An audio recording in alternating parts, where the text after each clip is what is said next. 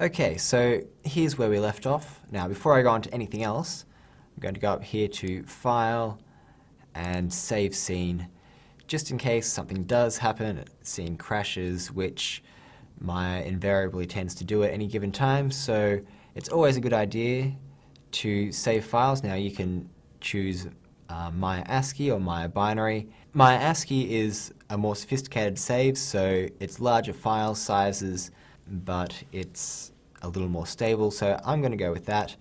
But a lot of people go with Maya Binary just because it's smaller file sizes and it doesn't clog up their machine as easily. So I'm going to go ahead and call this Cube01 and save as. Okay, great. So now I want to start looking at adding in some lights.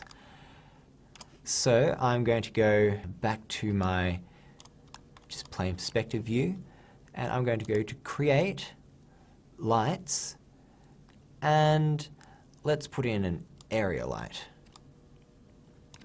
And if you notice, it's down the bottom here in a rather unuseful spot. So I'm going to drag it out to the side, drag it up, and if we go to our channel box, because we're using exact values with our cube, we can easily go, okay, I need it to be 2 units up and 2 units across. Although that's going to be a little close, so we're going to pull that out a little bit. So let's say 2.2. Now, what this does is create a light that projects in the direction of this little outspurt that it's got here. But what we're going to do is we're going to make the source of this light a little bit larger. So I'm just going to scale it up until we have something that's roughly about the same size as this little plasticky window part that we've got going here. Okay, I'm going to go back to the attribute editor, and this just has all the details that we need to know about our light. What we're going to do now is just do a quick render. By clicking up here, we've got our render button, and you'll see that that has really blown out. That's not style light or anything, that's just because the light is so close and so hot on the actual object that it's burning it all to white. So that's not good, that's not good. So what we're going to do is dial this right back. We're going to go down to 0.1 and we make another render of that. See, it's a little bit better. We're starting to get a little bit of color around the edges, but overall it's still really hot in the center. So we're going to keep bringing that down to 0.01. Try that again. Using Maya is all about just doing tests of everything, trialing out, see what works and what doesn't. And you'll start to see, okay, that's sort of what we want, but we want it a little bit stronger than that. So if we go 0.05, try another render. That's looking a bit close. It's a little too bright, so we'll go to 3. And if you keep your render view up, you can come along and just click this icon here to redo previous render. And this is starting to look more like what we want. So I'm going to zoom in a little bit so that we get a better view of this. And yeah, that's looking pretty much how I want it. I'm going to close that render view. What we're going to do is make each of these sides look like they're being illuminated by a different sort of light. So I'm going to click here and let's give the first one a green light. Now this is going to be very green, more green than what you'd normally add to a light source, but that's because we want to actually make it look like this piece of plastic is actually some form of color. So we'll give that a render, and that's horrendously green. So we're going to dial that back a bit. And if you come across to the saturation, you can pull that right back and give it another test. And that's looking a bit more like how we want it. So I'm going to pull that back down to 0.1. I think I'll try 2 instead. I'm going to stick with that. That's looking nice. It's got a nice bit of color to it.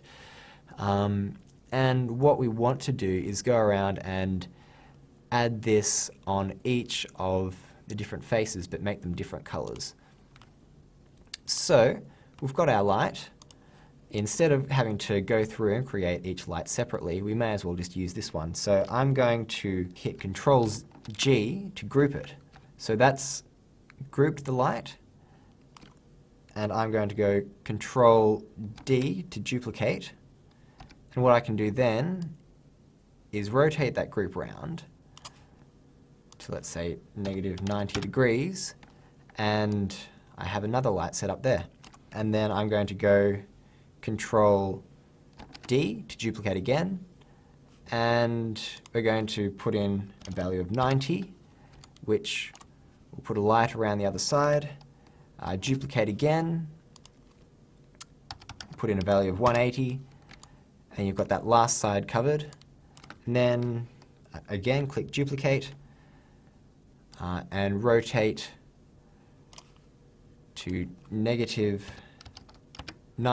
but you'll notice that is now not where we want it to be. Because we're working in exact values, we can roughly slide this across and roughly slide this up, and we know that we want that to be -2, and we want that to be 2.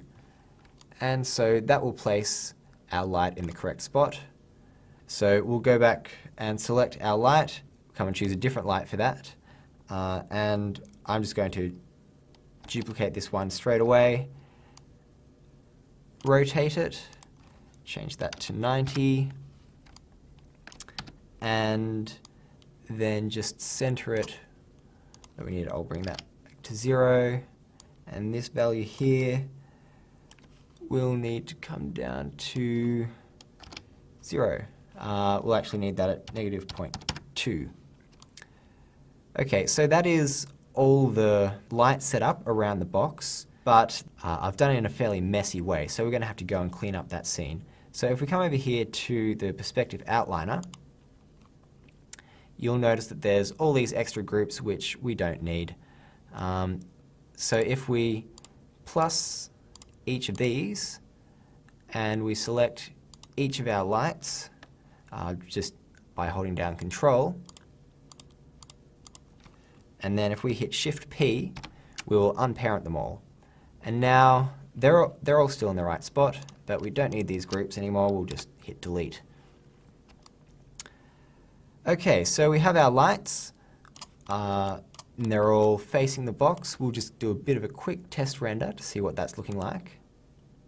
And so you see you get this nice little look that the light is actually coming from inside the box, which is what we're looking for. So what we're going to do is have a look at changing the colors of each of these and then also setting up the rig.